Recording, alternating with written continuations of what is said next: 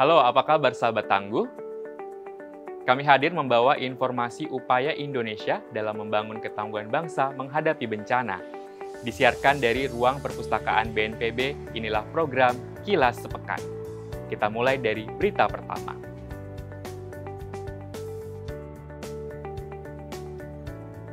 BNPB melalui Direktorat Pemetaan dan Evaluasi Risiko Bencana bekerjasama dengan Swiss Agency for Development and Cooperation menyelenggarakan kegiatan Training of Trainers, Kajian Risiko Bencana atau KRB, dan Geotagging di Provinsi Sumatera Barat. Kegiatan ini berlangsung pada tanggal 21 sampai 25 April 2025 di Kota Padang, Sumatera Barat. Pelatihan ini bertujuan untuk memperkuat kemampuan daerah dalam menyusun dokumen KRB yang berkualitas dan sesuai standar nasional. Para peserta yang terdiri dari unsur pemerintah daerah, akademisi, sektor swasta, hingga komunitas masyarakat dibekali materi mulai dari konsep dasar dan filosofi KRB, metodologi analisis bahaya, kerentanan dan kapasitas, hingga teknik pembuatan peta resiko. Selain teori dasar, dalam pelatihan ini, peserta diajak untuk praktik lapangan. Simulasi survei dilakukan di Kabupaten Solok dengan fokus pada 3 potensi ancaman utama, yakni gempa bumi, tanah longsor, dan banjir. Para peserta dilatih untuk menggunakan aplikasi Inaris Personal dan Inaris berbasis web untuk mendukung penyusunan KRB. Kegiatan ini merupakan bagian dari inisiatif BNPB dan SDC dalam mendorong Provinsi Sumatera Barat sebagai Center of Excellence dalam penanggulangan bencana. Sebagai bagian dari peringatan Hari Paskah tahun 2025, Oikumene BNPB menyelenggarakan ibadah perayaan Paskah yang digelar di Aula Sutopo Purwonugroho Graha BNPB pada Jumat pagi 25 April 2025. Acara ini dihadiri oleh para pegawai Nasrani yang bekerja di lingkungan BNPB. Peringatan Paskah diawali dengan lantunan puji-pujian yang menggema, diikuti dengan pembacaan ayat Alkitab dan renungan Paskah yang disampaikan oleh pendeta muda Robson Samosir. Dalam khotbahnya, Robson menekankan pentingnya damai sejahtera Kristus hadir dalam setiap keluarga sebagai landasan untuk membangun harapan baru, baik dalam kehidupan pribadi maupun dalam pelaksanaan tugas dan tanggung jawab di masing-masing unit kerja. Kegiatan ini menjadi momentum penting bagi umat Kristiani di lingkungan BNPB, tidak hanya untuk mempererat tali iman para pegawainya, namun juga memperkuat nilai kebersamaan dan kedamaian di lingkungan BNPB. Ibadah Paskah diakhiri dengan doa bersama dan ramah tamah dengan para tamu undangan. Badan Nasional Penanggulangan Bencana menerima kunjungan mahasiswa kedokteran gigi kelas khusus internasional dari Universitas Indonesia pada Jumat 25 April 2025. Kunjungan ini merupakan penyelenggaraan mata kuliah Disaster Management bagi para mahasiswa. Pada pertemuan ini, BNPB diwakili oleh Deputi Bidang Sistem dan Strategi, Raditya Jati. Dirinya menyampaikan kondisi Indonesia yang berada di lokasi rawan bencana membuat Indonesia harus memiliki langkah-langkah strategis dalam penanggulangan bencana yang berkelanjutan. Lebih lanjut, Raditya Jati menekankan urgensi resiliensi berkelanjutan, investasi pengurangan risiko bencana di daerah, dan risiko sistemik yang dapat terjadi di Indonesia, serta perencanaan penanggulangan bencana yang lebih terpadu di daerah. Para mahasiswa selanjutnya menuju ruang pusat pengendalian operasi untuk mengetahui bagaimana cara kerja BNPB dalam melakukan monitoring bencana selama 24 jam dalam satu hari. Para mahasiswa turut pula diajak untuk mengunjungi diorama edukasi bencana sebagai salah satu fasilitas yang dimiliki BNPB untuk memberikan sosialisasi bencana kepada masyarakat umum. Terakhir, mahasiswa kedokteran tersebut turut mengunjungi kantor AHA Center yang berada di lantai 13 Gedung Graha BNPB. Badan Nasional Penanggulangan Bencana menggelar rangkaian Hari Kesiapsiagaan Bencana atau HKB tahun 2025 di Provinsi Nusa Tenggara Barat mulai 25 sampai 28 April 2025. BNPB mengawali rangkaian HKB dengan HKB Run yang diikuti oleh 700 pelari di Pantai Loang Balok, Kota Mataram pada Jumat 25 April 2025. Melalui ajang ini, BNPB mengajak warga Nusa Tenggara Barat untuk mengikuti latihan atau simulasi evakuasi mandiri. Kepala BNPB Letjen TNI Dr. Suharyanto mengatakan bahwa jarak tempuh 5 km ini disimulasikan untuk menyelamatkan diri dari ancaman bahaya gempa bumi dan tsunami.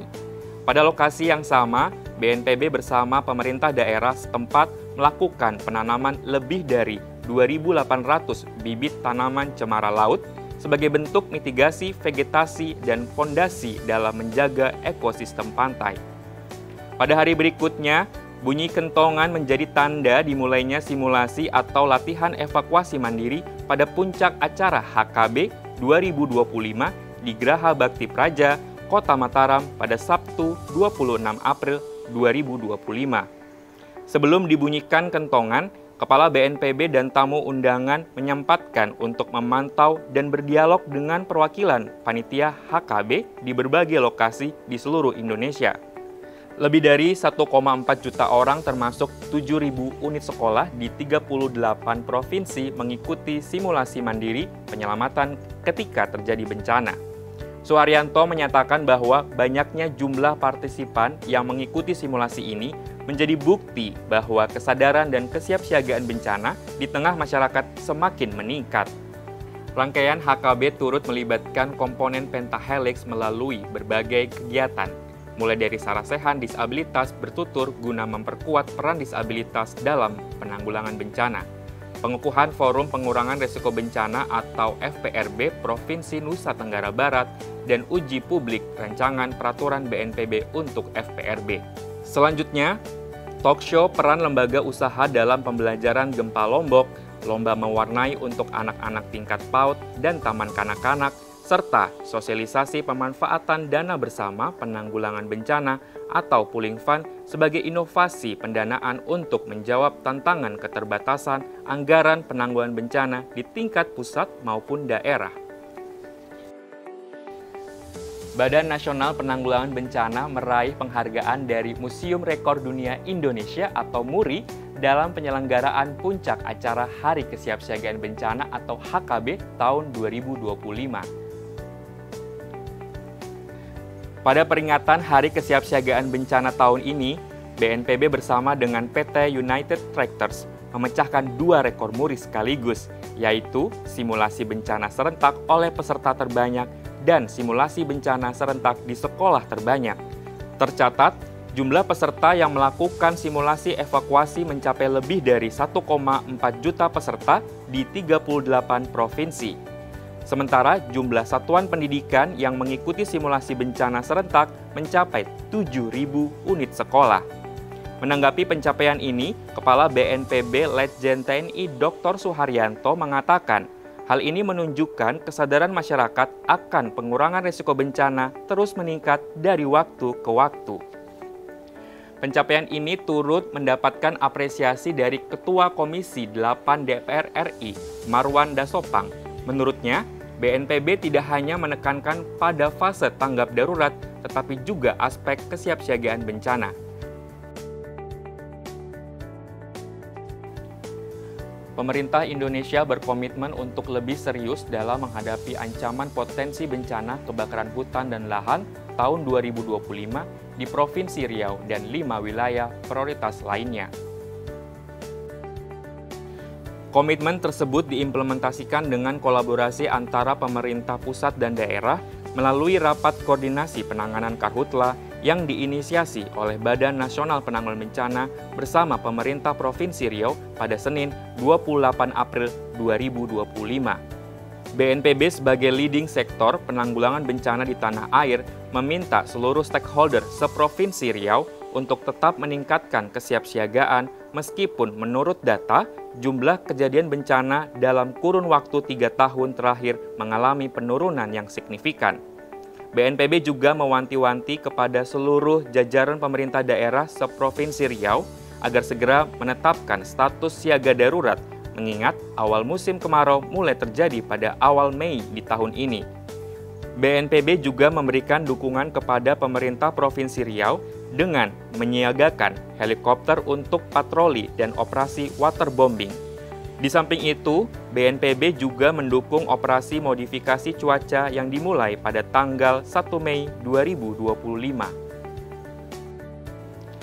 Badan Nasional Penanggulangan Bencana bersama Kementerian Koordinator Bidang Politik dan Keamanan serta Kementerian Kehutanan menyelenggarakan apel gelar kesiapsiagaan penanganan karhutla di Provinsi Riau pada Selasa 29 April 2025.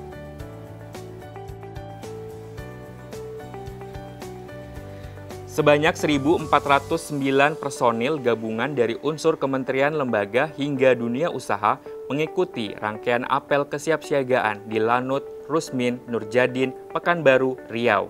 Dalam arahannya, Menteri Koordinator Bidang Politik dan Keamanan, Budi Gunawan, mengajak seluruh peserta apel untuk terus meningkatkan kolaborasi dan menjaga capaian yang selama ini telah dilakukan dalam menekan jumlah kejadian bencana karhutla. Budi Gunawan mengapresiasi segenap upaya jajaran pemerintah Provinsi Riau yang dinilai mampu menekan angka kejadian karhutla selama 3 tahun terakhir. Kendati demikian, Budi Gunawan mengingatkan agar seluruh pihak tidak lengah sebab potensi karhutla masih mengintai menyusul awal musim kemarau akan melanda wilayah Riau pada awal Mei hingga puncaknya di bulan Agustus mendatang. Sementara itu, Kepala BNPB Letjen TNI Dr. Suharyanto mengungkapkan ada 6 wilayah prioritas karhutla yang menjadi atensi pemerintah pusat. 6 wilayah prioritas tersebut meliputi Riau, Jambi, Sumatera Selatan, Kalimantan Barat, Kalimantan Tengah, Kalimantan Selatan, termasuk 1 wilayah prioritas dengan penanganan khusus yakni Kalimantan Timur. Badan Nasional Penanggulangan Bencana menerima kunjungan delegasi Republik Korea Selatan pada Selasa 29 April 2025. Kunjungan ini bertujuan untuk menjajaki peluang kerjasama kedua negara di bidang penanggulangan bencana. Delegasi Korea Selatan yang hadir terdiri dari perwakilan sejumlah lembaga dari Korea Selatan seperti Kementerian Luar Negeri, Kementerian Kelautan dan Perikanan, Pemadam Kebakaran, dan akademisi dari Songsil University. Para delegasi diterima oleh Kepala Biro Hukum dan Kerjasama BNPB, Irma Dewi Rismayanti, di ruang rapat lantai 12 Geraha BNPB, Jakarta. Selain penjajakan kerjasama, pada kesempatan tersebut juga dilakukan diskusi mengenai keselamatan serta upaya respon cepat terhadap kondisi darurat saat bencana terjadi di Indonesia. Koordinator perwakilan dari Kementerian Luar Negeri Korea Selatan, Seung Eun Choi, mengapresiasi pertemuan yang dilakukan. Ia mengungkapkan, Korea banyak belajar terkait proses manajemen bencana yang dilakukan oleh BNPB melalui pemaparan yang dilakukan oleh Kepala Biro Hukum dan Kerjasama BNPB pada pertemuan tersebut. Para delegasi selanjutnya diajak mengunjungi ruang pusat pengendalian operasi untuk melihat proses manajemen informasi kebencanaan di Indonesia. Pertemuan ditutup dengan pertukaran cenderamata antara BNPB dengan delegasi Korea Selatan.